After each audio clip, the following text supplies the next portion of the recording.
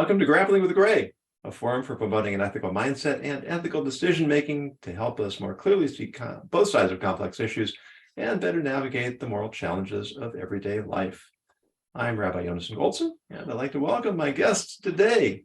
I have Paul Edwards, who used to drive large military vehicles through the deserts of the Middle East, armed with an assault rifle. Today, his occupation of ghostwriting requires him to ask questions first and shoot later. Thanks for having me, Rabbi. Kimi Hirotsuzumiski is founder of KSP Partnership, providing project management and project leadership courses and workshops to improve team dynamics and communications. And Sarah Calmeida, did I get that right? AKA Sarah the Pivoter, is founder of Pivot Point, a career transition coach, author, and podcast host. Thank you all for being here today. A pleasure. Thank you for having us. And here is today's ethics challenge. In 1955, Walter M. Miller won the first ever Hugo Award for his science fiction novelette, The Darfsteller, the story of a former actor who had refused to let his persona be digitalized when robot actors replaced real ones. The recent unveiling of ChatGPT is the latest example of life imitating art. The new technology mimics human writing so perfectly that it may be impossible to tell the difference between the two. Consider the consequences. The entire writing profession may become extinct. High school teachers and college professors won't be able to tell whether the students did their own work. Source materials will be appropriated without regard for citation or copyright infringement. Then there's the influence on lobbying. Comments submitted in the regulatory process might be computer generated. Anyone with the software could do from their kitchen table what the Russian Internet Research Agency did in its attempt to influence our 2016 elections, with far less overhead and far more precision. In the Netflix documentary, The Social Dilemma, creators of Google, Facebook, and Apple recount how horrified they are at the creations they unleashed on society, but we don't seem to be learning from their experience. What are some other ethical consequences of this technology? And once we release it into the world, a world that promotes, encourages, and even necessitates unethical behavior, what options do we have for preserving an ethical society? One of my followers on LinkedIn suggested that we really should have a robot on the show for balance, but wasn't able to find one. So the floor is open. I find it interesting that there seems to be a very wholesale approach to all of the crummy things that AI could bring in and all the crummy things that those particular creators launched into the world. It worries me that people are so busy decrying the possible bad that there is less of a willingness to look for ways that it can be integrated into ethical decision-making and critical thought. Because if you know your student, you should be able to tell if that student wrote that paper. I think that's a really good point. It's I've seen teachers grade papers before, and they do it very quickly, within 10 to 15 minutes, yet that student would have spent hours researching and putting that paper together. So it's not really an even playing field, and it highlights some of the issues of our current school system.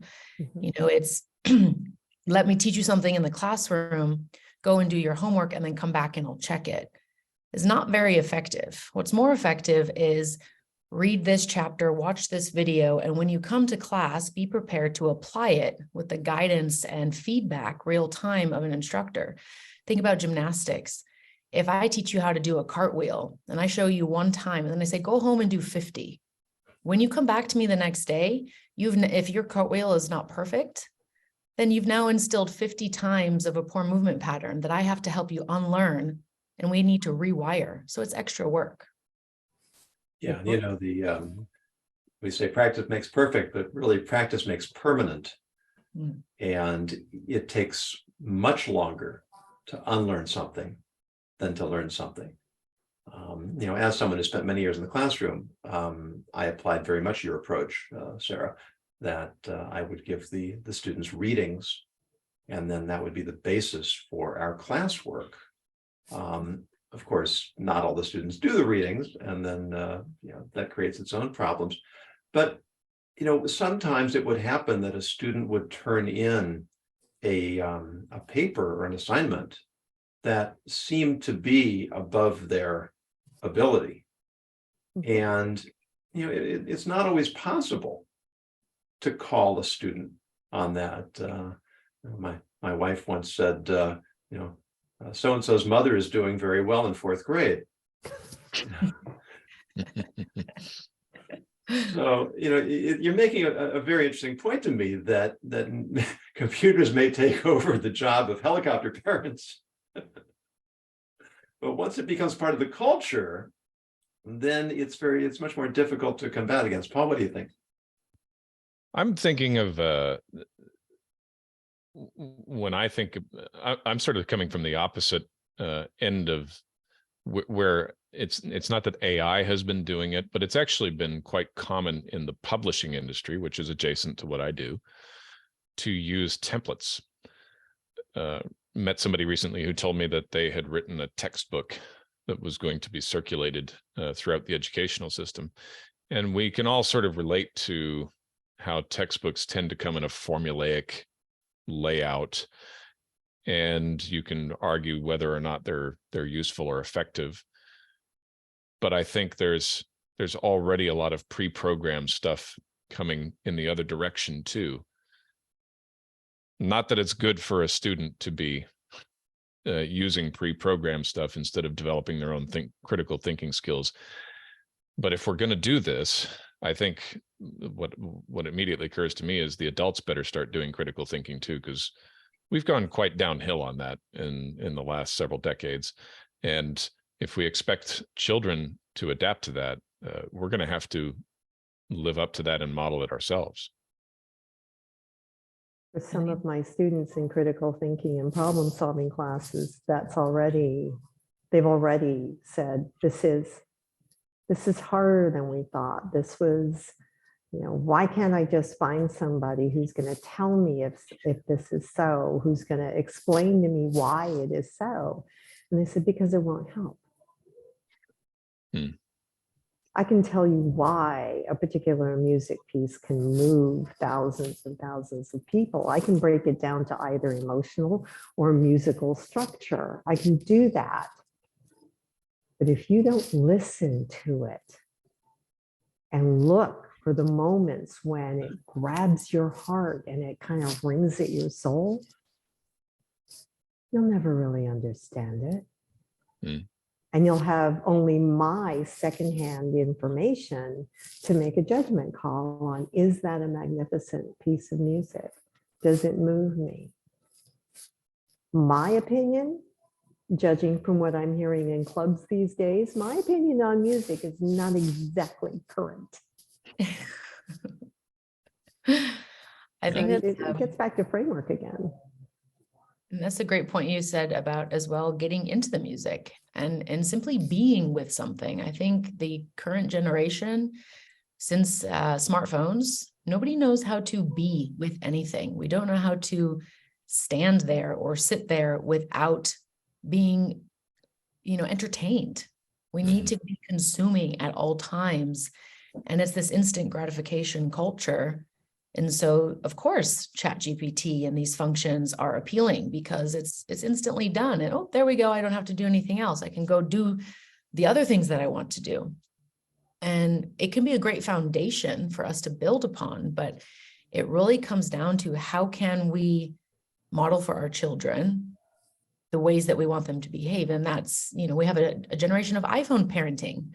Let's put the iPad on, let's put the iPhone on. And while I understand that sometimes this is a necessity so you can eat your meal with, without chaos, it's not the solution for all the time. No. Unfortunately, lays the groundwork for it. Yeah, and I think one of the meta issues perhaps is that it accelerates, because we're already into it, it accelerates an intellectual and then a moral laziness. we abdicate, just like you were describing, Kimi, and I had exactly the same experience in teaching high school. I had this extremely bright young lady, junior in high school, and she was always scoring in the hundreds. And I used the Socratic method. I would throw out these questions to show the students that they could often reason their way to the answers themselves. And she got so frustrated when she said, "Why can't you just tell us the answer?" And that was 30 years ago. Before we had all this stuff, it's just so much easier to push a button, to click, to rely on someone else. And that really puts society in danger on so many different levels. Yeah. Because people don't want to have to think. Let's go back to your core argument there, Rabbi, is that don't make me think. I just want to do. But the problem is when you just do, you crash and burn if you don't learn to think ahead before you do. Yeah. Randy Pausch's book, The Last Lecture, I bring that up to my students a lot, and I bring it up to my coaching clients a lot, and I tell them, not because I are one, don't underestimate the level of complexity and thought that goes into lectures and teaching and coaching and all of the care, because it is multi-leveled. And I talk about his book and where he says, okay, on the surface of it, I'm doing this, and this is what you're hearing. Underneath that layer, I'm doing this, and this may be what you're gonna get tomorrow, or, as you're having drinks with people after the lecture. But then there's even a deeper layer where I am trying to pass a message along to people I'll never see. I'm trying to pass an awareness along and a thought process, and I'm asking you to respect your capacity for that thought process as much as I do. And that whole idea of the layers that are involved in the learning strikes me as the most serious potential loss. Mm-hmm. I think it's go ahead, sorry, thank you. It's all about accountability, right? We want someone to tell us the answer because it creates safety, psychological safety of I know what's going to happen next, and I can, feel safe in this context. And yet, because we give our agency to people that we perceive as better than us, right? Whether that's our teacher, our parents, our partner, a guru in whatever field that we're studying, we're then giving away our own belief that we can learn things and that we can do something different. And we're constantly waiting to take action and make decisions. And that's why we have this burnout cycle that we've seen. This is why we have so much disconnection, because while we don't want to take responsibility and we've become a bit lazy in this process, at the same time, we feel disempowered and we don't trust our own decisions. We don't trust the own signals our bodies are giving us. And we go, let me Google it. Let me ask Dr. Google what the symptom means, rather than just sitting with it and feeling it for a second and going, okay, interesting. I'm cold. Let me put on a sweater. Whereas now it's like, I'm cold. What's wrong with me? It's not always something that needs to be fixed. It's a signal. And we're losing the ability to interpret the signals because there's too much noise. And we're giving that agency away for the decision-making to other things, including AI. A lot of it just comes down to, we don't want to make the effort. We've become so comfortable and everything is so convenient. And, it can take some pretty serious effort to think your way through something. I remember when I started my speaking business, someone gave me the name of a very, very successful speaker who kindly gave me a half hour of his time. And I still remember, I think there's one thing I remember he told me. He said he schedules half an hour to think. Mm-hmm. Yep. To simply sit and think.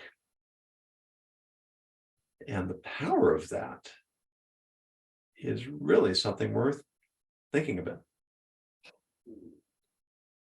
Kimi, you mentioned something earlier that I wanted reinforce, and that is that an AI system like ChatGPT can write quite coherently on any number of topics, and will only be able to write more coherently as time goes on, as it learns more. But here's something that I think I don't think a machine will ever learn to do. A machine cannot empathize with a reader and say, if I use this word to communicate the concept that I'm communicating, what will the person reading it on the other end of the line, how will they receive that word? How will they process it? How will they be influenced by it? Now, maybe we'll get to the point of sophistication where the machine is advanced enough to sort of anticipate some of that and choose the best word out of all the different word options. I don't know, maybe that's already there. I don't think it is. I think if you're gonna target a certain demographic, a certain audience, a certain type of person, and then you're going to you want to communicate effectively with them, persuasively, move them in a certain direction, the machine is going to get lost in the shuffle on that, no matter how coherently, no matter how good its grammar is and all that, because it hasn't taken the time to sit there and say, if I were this person, how would I feel about that word? Well, the machine hasn't gone through the experience, right? And human beings connect through story. We connect through shared experience. And so without being able to paint that picture and express a story where we understand that emotion, then that connection piece is missing. Yeah. And so, at some point, as you say, it may get to that sophistication and be able to write more expressively, use the right words. But ultimately, it's those face-to-face interactions. ChatGPT will only ever be a tool to help us with the facilitation of expression in an online platform or in a book. But it's really those interactions. If you think about any modality that you've studied, whether it was in a university, a coaching program, Taekwondo, it's that interaction and the micro movements and nuances of the nonverbal language that you're actually learning from, not just the words that are being spoken. And so all of that is missing with tools like this. So they are tools. They can be used to enhance, but it will not replace. Mm-hmm. Well, it shouldn't replace. My concern is that human beings do have a tendency to sink to the lowest common denominator. Ouch. In case no one had noticed this. Are we creating sort of communicative junk food? It's easy, it's fast, it's cheap, it's effortless. And the fact that it's really not as good as it could be or should be. Not very nourishing. It's not very nourishing, exactly. Might taste good in the moment, but it doesn't have nutrients. Lots of salt, lots of ketchup. But after a while, we sort of say, well, that becomes the default. And, I've never been able to get my kids to watch Casablanca, because why would they want to watch a movie in black and white? It's such a shame. Are you kidding? Yeah. My kids are all adults now. Oh my gosh. I'm kind of curious. Is the possible further intellectually dumbing down or intellectually lazing out, is it a co-creation, and the easier that chat makes it, that Jasper makes it, the more likely it is that people are going to surrender to what's easy. So pretty soon, the AI tool is going to be able to speak with a certain level of empathy, because we've ruthlessly rooted out the critical thinking and the emotional agency, and to Sarah's point, a certain amount of our intellectual integrity, quite frankly.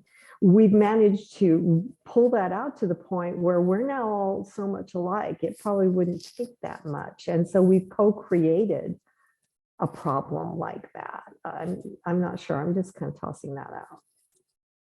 There's a certain irony in that, is that as we are banging the drum of diversity, by dumbing everything down, we all become more and more the same, because we shave all the rough edges which are what make us different and make us distinct and lend, vibrancy and vitality to society. Well, interestingly, in our pre-session before we went live, we had ChatGPT write an article about the ethical concerns of using AI to write for humans. And it talks about, while there's a lot of data and it's trained to collate the data, collect it, and spit something back out that makes sense, while there's a lot of false information on the internet, but also who's programmed the AI, what unconscious bias is present. And so how is that now programming what's being put out? Everything's programming. Whatever we consume is some form of programming, and we get to choose what we're programmed by after a certain age. And, we choose to read certain books or look at certain things. But if this becomes the key content creator, then that will start to funnel into the powers that be that are writing the programming for the AI to funnel information in a certain way. In all due respect, I don't think I would trust any single profession with the responsibility of addressing the ethical issues of embedding unconscious bias or logical fallacies in algorithms. I don't think there's any single body of professionals that I think should be A, asked to bear that responsibility, and B, that I would, to be candid, that I would trust to bear that responsibility. Especially ethicists. Yes, well, it could take a while. Paul, I'm kind of curious because you live with the written word in a way that, while I know we've got authors here, is somewhat more intimate. How do you feel about having a machine's capacity appear to threaten the power of what you do with the written word? I'm not afraid of it. I think it's no more of a threat than are the competitors with whom I don't have a lot in common, the human competitors with whom I don't have a lot in common, who are way more popular than I am. They're much more well marketed, and their product may or may not be to the extent and the depth that I go. I won't call anybody out, but I'll just say that it's common, like I mentioned, it's common in publishing to use templates. So many books that are, especially that are released and published by the older standard publishing houses, the ones everybody's heard of, contain templated writing. And the reason they do that is because they know it'll keep people turning pages if they actually buy and open and read the book. Is that ethically sound practice? I don't know. It's not what I do, but people read it and they get informed by it. So maybe it's fine. It's a multifaceted question. Another example is ghostwriting, like what I do, but ghostwriting, very simple, surface level. I don't want to call it shallow. It's not shallow, but it's formulaic. It's not done with a devotion to deep listening like we do. It's not done with multiple layers of, reading it over and over again and saying, did we communicate this right? Is this clear? Does this belong here? Should we move this to another chapter? Should we scrap it entirely? I know I have competitors, and I love them to death, who go to those lengths. I go to those lengths. Does everybody go to those lengths? I don't know. Does ChatGPT know to go to those lengths? Absolutely not. So I'm not threatened by that. Never will learn it. It doesn't have it doesn't understand why it needs to go to those depths.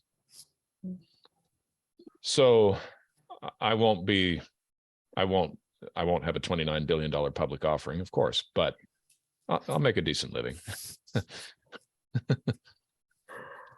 Well, you could have always played the, was it $1.36 billion Powerball or something? That is still an option. There you go. I believe you have as much chance of winning the lottery with a ticket as you do without one. And so I'm in the running. So one of the other issues that came up was the impact on politics. Oh my gosh. We the level of debate. That's such a squeaky clean industry right now as it Yeah, is. well, Rapidly. exactly. But I mean, yeah, I it has nowhere to remember go but which I remember I took direction I took a class on marketing, and Mhm. they pointed out that in 1960, when Kennedy and Nixon debated, the average soundbite during the debate was 60 seconds. And when George Bush and Michael Dukakis debated, I guess would have been 88, Mhm. the average soundbite was 9.8 seconds. Now 0.5. Yeah. Is it even that long? And think, Douglas and Lincoln debated yeah. for 3 days straight. Yeah. And spoke at great length. And so, if we have, again, it goes back to the same point we've already been making, that when you teach people it's okay to think in sound bites, then they will respond by thinking in sound bites, and eventually they will lose the capacity to think in more sophisticated thoughts. I mean, this is exactly what Orwell describes in 1984. Exactly. You dumb down the use of language and you dumb down the population. Yep. And it's a huge clawback.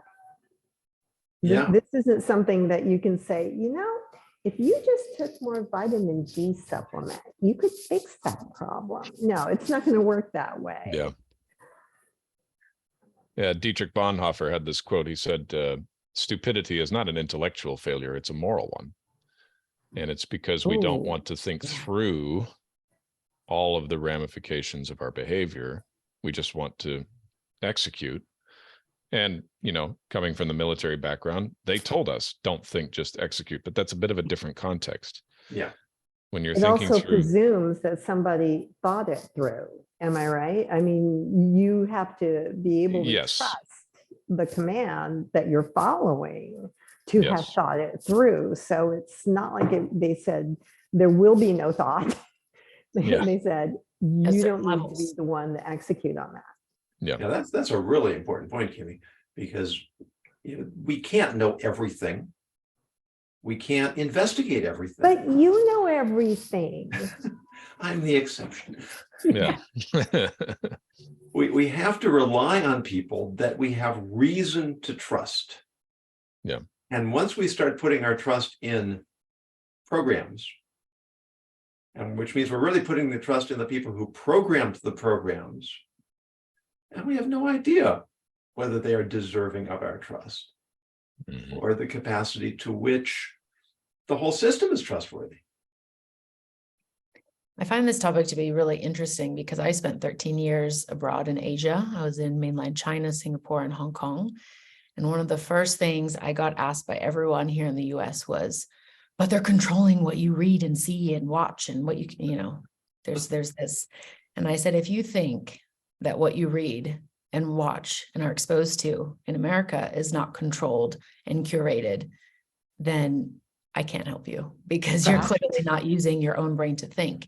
And so I think we want to focus on teaching kids how to ask better questions, not only of the information they're getting, but of themselves, right? I really like that you said it's this moral dilemma because we like to have convenient excuses for things, right? Oh, I snapped in anger because I was hangry. I didn't have a snack. Well, I can tell you, yes, hangry is a real emotion, but I've also been practicing with fasting on Fridays for the last couple of months. And I can get by just fine. And it restricts the dopamine, it resets the levels in your brain, and you operate at a different speed, at a different energy. You pay attention to different things. And so now I also know I don't die if I don't have a snack in 2 hours. And so that is not a good excuse for behaving poorly. I have to take ownership of that poor behavior and look at, well, what's really underneath that? And so it's really, you know, a lot of this stuff, the noise, TikTok, and the context switching is enormous, right? Our brains are not designed for that level of change, and yet we're exposed to it on a daily basis. And so we're using it to numb out or to cope, and we're reducing our own ability. So taking that back into your own hands once you know, have that awareness is really important. But teaching your children, like, ask better questions. They may not be popular with the teacher, or, you know, it may not be necessarily encouraged in some environments, but it's important that they understand not to take things just at face value. Yeah, I mean, the power of questioning, I mean, again, it goes back to Socrates. And, you know, if you've ever read his dialogues, which everyone should, it's just, they're delightful, because he basically asks questions that expose to those to whom he's speaking the inconsistencies of their own beliefs without ever telling them anything. Yeah. Nobody likes to be told. Of course, look what happened to him. Yeah. Right.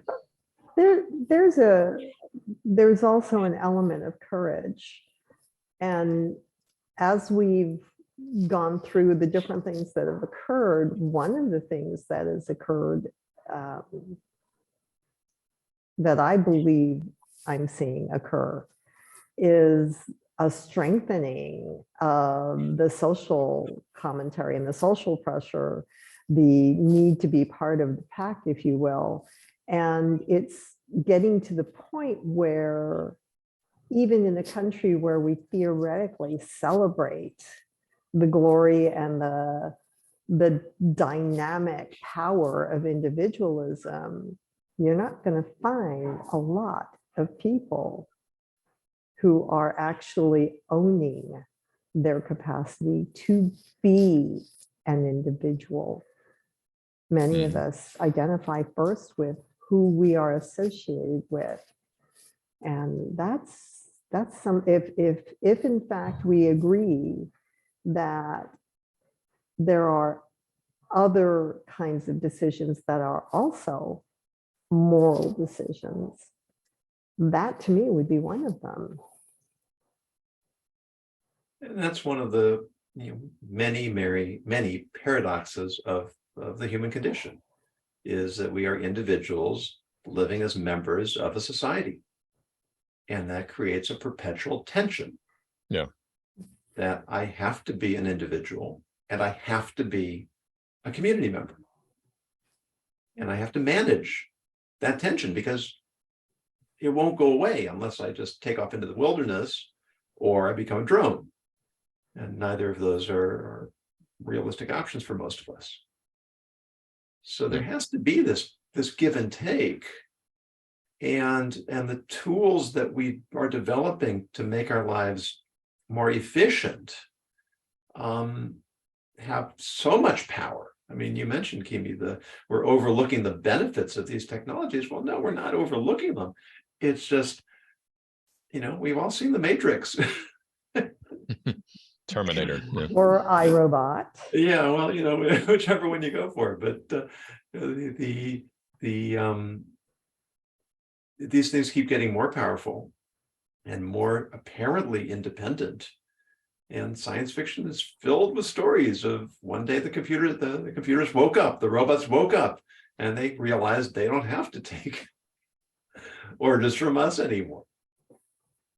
And even if we don't get to that, we may end up, in a sense, enslaving ourselves to the convenience of what we've created. Yeah. How many Much people more subtle slavery without their phone? Most people have panic if they're not with their phone for a couple hours. It sleeps in their bedroom, right? Charges to them. It's first thing they do when they wake up is stare at it and look at all these notifications. It's really interesting. I've done a few times with friends, go to lunch or dinner, all the phones in the middle of the table. The first person to touch their phone pays for the entire meal. Ooh. It's a pretty powerful incentive, but what you find is after the initial discomfort, all of a sudden, those meals, every single person was like, that was the best meal I've had in a year. Yeah. Because they're present, they're paying attention to what's right in front of them and engaging and connecting rather than like, yeah, hold on. And then like on Instagram, what do they need to be on Instagram for, talking to somebody else when there's 5 people in front of them? Exactly. Created this addiction. And that's what it is. It's an addiction. Yeah. And, I'm grateful as an Orthodox Jew. Every Saturday, I'm off the grid for 25 hours, no electronics, zero. Yeah. And what has become maybe not popular, but at least what has become a phenomenon of sorts in the secular world is people taking a technology Sabbath. There's a book on it. It's a brilliant idea. Yeah. The least popular thing I did when my late husband was alive was put a basket in the hallway and inform his daughter and son that when they walked into my house for dinner, everything went into that basket. And I mean, everything, your phone, your tablet, you name it. I don't care if it was electronic, it went in the basket and had to stay there during the time that we as a family would clean up the dinner dishes. And if you gave me grief about this, it would stay there for another 15 minutes or 20 minutes or half an hour. I believe I qualify as truly the worst wicked stepmother in the world for that first month. I mean, it was just, if looks could kill, I'm on my 14th life. But I've started doing that again because honestly, somewhere along the line, we slipped out of that habit. And the conversations, just the connection, Sarah's right, it suffers. Well, certainly we could continue this conversation, and to my mind, and please feel free to add your final thought. We're not putting the genie back in the bottle. The best we can hope to do, I think, is to have conversations like this one, where we remind ourselves and hope a few people who are listening to us. The phrase mindfulness has become a cliche, but it's worth being mindful, to be aware that I can be a happy person without having my device connected to my hip. And that with a little bit of self-discipline, I can discover that there are much more engaging and fulfilling activities. And that discipline will then spread to the other areas of my life. I'll be more creative. I'll be more, I'll consume more intellectually sophisticated and fulfilling content. And we don't have to let the tide of technology sweep us over the abyss. Any last thoughts? We don't have to, but I'm curious, and I'm really looking forward to hearing any comments on this. What are two things that each of us could do that would stop it, at least in our little corners of the world? And I think Sarah came up with a beautiful one. If you're going to ask kids to do this, you better be modeling it. And Paul also made the point, it's a personal decision. Some people are going to choose to go with that tide because it's easy. They don't have to swim, but at some point or another, that tide could turn into a rip tide and they'll drown. The difference is intellectually, they might not even notice. So, project manager, practical stuff. What are two things you would suggest? I would love to hear your thoughts that we could do to stem this tide. I think clear communication is really critical here. Setting the expectation with your children, with your partner, with your team.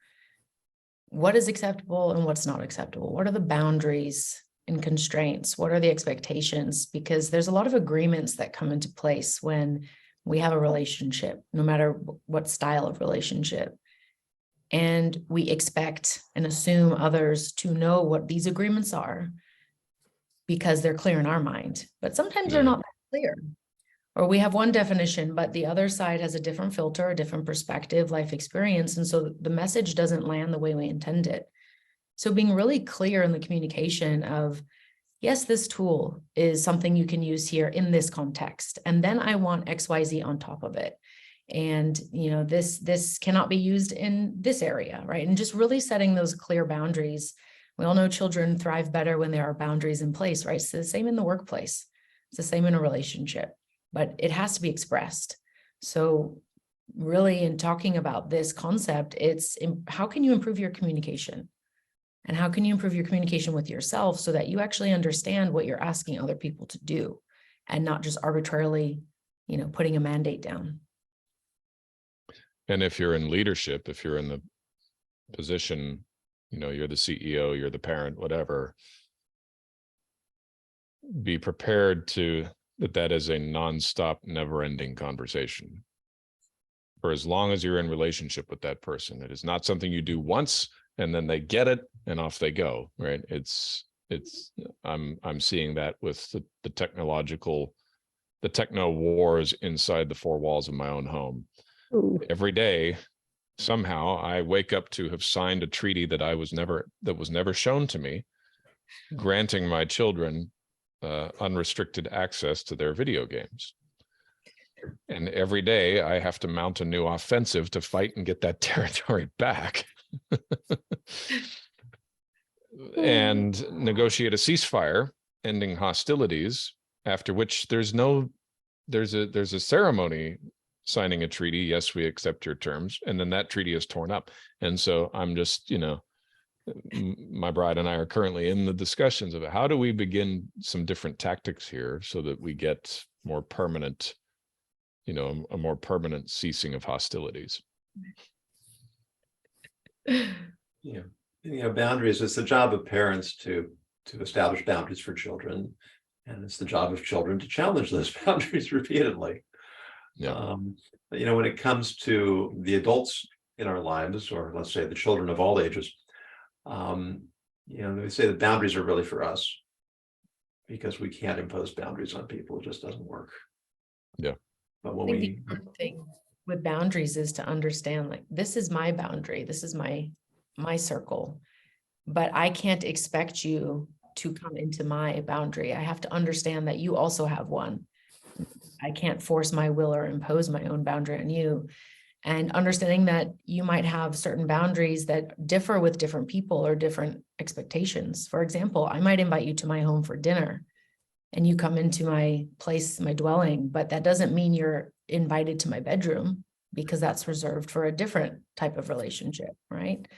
And that's usually understood by most people. And so, but again, expressing that very clearly, because whether it's a metaphorical home or an intellectual one, it's the same thing. Don't invite people that cannot respect the boundaries into different rooms, but don't violate those boundaries yourself. Because when you violate a boundary, you tell everybody else that it's not important. And so they treat it as you treat yourself.